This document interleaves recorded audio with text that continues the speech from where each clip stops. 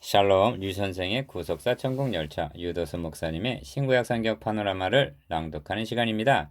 지금은 고린도전서 파노라마 마지막 장 16장입니다. 믿음에 굳게 서서 모든 일을 사랑으로 행하라. 요절은 13절에서 14절 깨어 믿음에 굳게 서서 남자답게 강건하여라. 너희 모든 일을 사랑으로 행하라. 마지막 장에 이르렀습니다. 앞에서 상고한 대로 고린도 교회는 분쟁, 음행, 형제간의 송사, 우상 제물의 문제, 예배의 무질서, 부활 교리의 부정 등 많은 문제들을 안고 있었습니다. 바울은 이를 하나하나 시정해 주었습니다. 바울은 마지막 장에 이르러 두 가지를 부탁합니다. 첫째는 깨어 믿음에 굳게 서서 남자답게 강건하여라 합니다. 이는 건강한 교회가 되라는 것이 격려입니다. 그러므로 또 한 가지는 너희 모든 일을 사랑으로 행하라 합니다. 14절. 이 둘을 요약하면 진리와 사랑 가운데 행하라는 말씀이 됩니다. 이를 한마디로 표현한 것이 만일 누구든지 주를 사랑하지 아니하면 한 22절 주를 사랑하는 것입니다. 바울은 성도를 위한 연보를 부탁하면서 앞으로의 선교 계획 등을 언급합니다. 구제와 선교는 사랑의 실천이라 할 수가 있습니다. 첫째 단은 그런 후에 여러 교회와 형제들의 간절한 문안을 전하면서 너희도 서로 문안하라 합니다. 이는 성도 간의 교제 둘째 단원입니다. 그리고 주께서 임하시느니라 합니다. 이는 사랑을 실천하는 모든 성도들에게 동기를 부여하는 소망입니다. 첫째 단원 1절에서 14절 사랑의 실천, 둘째 단원 15절에서 24절 성도의 교제, 첫째 단원 1절에서 14절 사랑의 실천.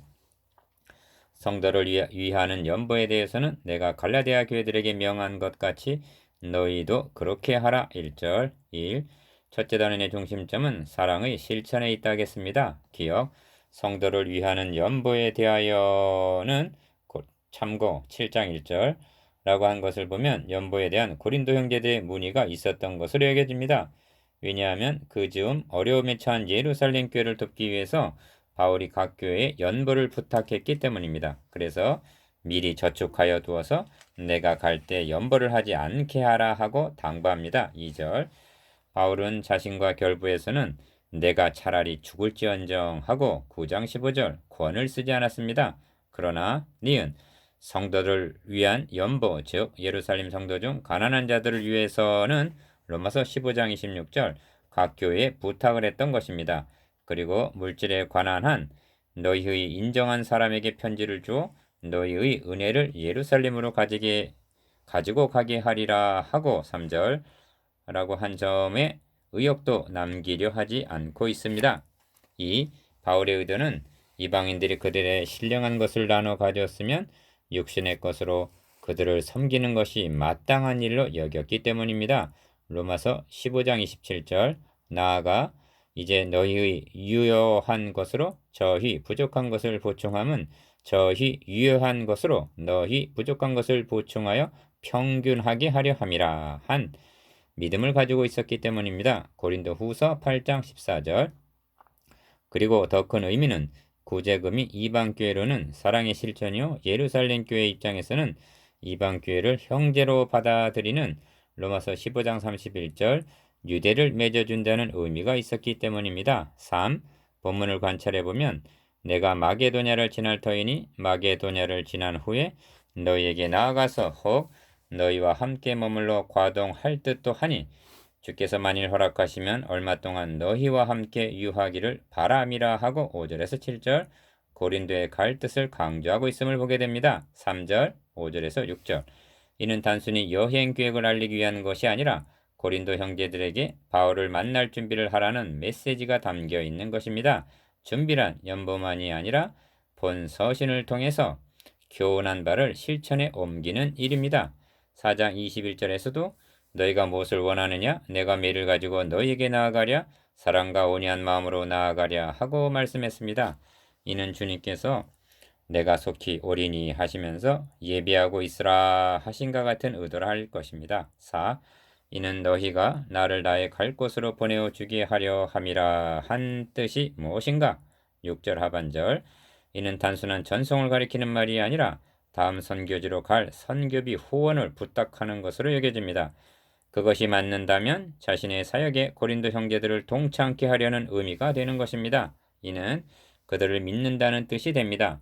바울은 로마서에서도 이는 지나가는 길에 너희를 보고 먼저 너희와 교제하여 약간 만족을 받은 후에 너희의 그리로 보내줌을 바람이라 하고 로마서 15장 24절 뜻을 피하고 있음을 봅니다.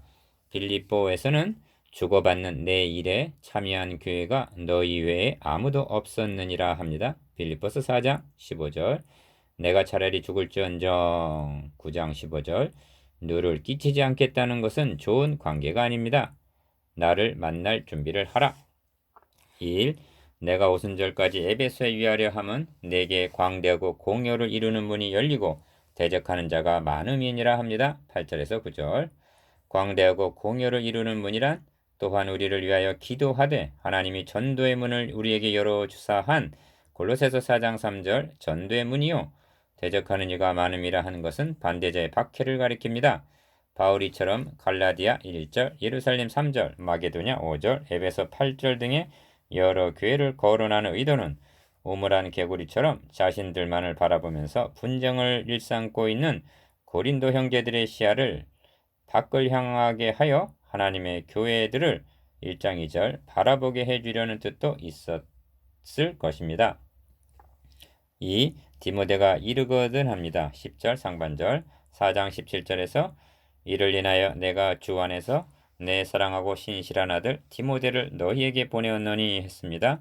두려움이 없이 멸시하지 말고 한 것은 10절에서 11절 분쟁 등을 수습하러 간 디모데가 어려움을 겪게 될 것을 염려했기 때문으로 여겨집니다. 또한 바울이 아볼로에게 고린도에 가라고 많이 권한 것은 고린도 형제들이 원했기 때문으로 여겨지는데 바울이 권했다는 것은 아볼로를 경쟁자로 여기지 않고 동역자로 여기고 있다는 신뢰를 의미하고 그러나 지금은 갈 뜻이 일절 없다고 12절 고사한 것은 자기로 인하여 분쟁이 심화될 것을 우려한 신뢰에 대한 화답으로 볼 수가 있습니다. 3. 말씀을 마치려는 바울은 기어 깨어 니은 믿음에 굳게 서서 디귿 남자답게 리을 강건하여라 하고 격려합니다. 13절 34절에서도 깨어 의를 향하고 죄를 짓지 말라 명했고 2절에서는 나의 전한 그 말을 굳게 지키라 하고 말씀했습니다. 그러므로 이 네 개의 명령문은 너에게 전해준 복음 진리를 굳게 지키라는 격려입니다. 이 말씀은 이어지는 미음 너희 모든 일을 사랑으로 행하라는 14절 말씀과 조화와 균형을 이룬다 하겠습니다. 이를 요약하면 진리와 사랑 안에서 행하라는 것이 됩니다. 그렇게만 한다면 더 바랄 것이 무엇이 있겠는가? 둘째 단원 15절에서 24절 성도의 교제. 형제들아 스데바냐의 집은 곧 아가야의 첫 열매요. 또 성도 섬기기로 작정한 줄을 너희가 아는지라 내가 너희를 권하노니 15절 1. 둘째 단원의 중심점은 성도의 교통이 있다 하겠습니다. 마지막 장에는 여러 인물과 여러 교회가 등장하고 있는데 이렇게 하고 있는 것은 유대를 맺어주고 문안을 통해서 교제케 하려는 의도로 여겨집니다. 기어 스데바냐의 집은 아가야의 첫 열매요 한 것은 15절 상반절 고린도 선교에서 추수하게 된 첫 열매라는 뜻입니다. 니은 또 성도 섬기기로 작정한 줄을 너희가 아는지라 합니다. 15절 하반절 주목하게 되는 것은 섬기기로라는 말씀입니다. 본서에서 처음 대하는 섬김입니다. 교회가 분쟁하게 되는 원인은 저희 중에 으뜸되기를 좋아하는 요한 3서 1장 9절 사람들 때문인데 성도 섬기기로 작정했다는 것은 뭔가 물질로 교회를 섬겼다는 뜻입니다. 2. 너희를 권하노니 이 같은 자들과 또 함께 일하며 수고하는 모든 자에게 복종하라 합니다. 16절 여기서 이제까지 보지 못했던 고린도 교회의 다른 모습을 대하게 됩니다. 고린도 교회 하면 말썽 많은 교회라는 인상이 떠오릅니다만 그것은 일부 잘난 척하는 교만한 사람들의 단면이요.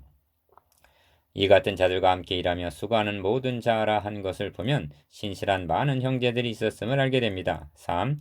내가 스데바나와 부드나도와 아가이고에 온 것을 기뻐하노라 한 것으로 보아 17절 상반절 이들이 고린도로부터 편지를 가지고 온 것으로 여겨집니다. 그리고 저희가 너희의 부족한 것을 보충하였음이니라 17절 하반절 라고 한 것을 보면 개인적으로 선교비를 마련해 온 것으로 여겨집니다. 그래서 저희가 나와 너희 마음을 시원케 하였으니 그러므로 너희는 이런 자들을 알아주라 합니다. 18절 4. 19절에서 20절까지에서는 아시아 교회들이 너희에게 문안하고 아굴라와 브리스가와 및 그 집에 있는 교회가 주 안에서 간절히 문안하고 모든 형제도 너희에게 문안하니 하고 여러 교회 형제들의 문안을 전하고 있습니다.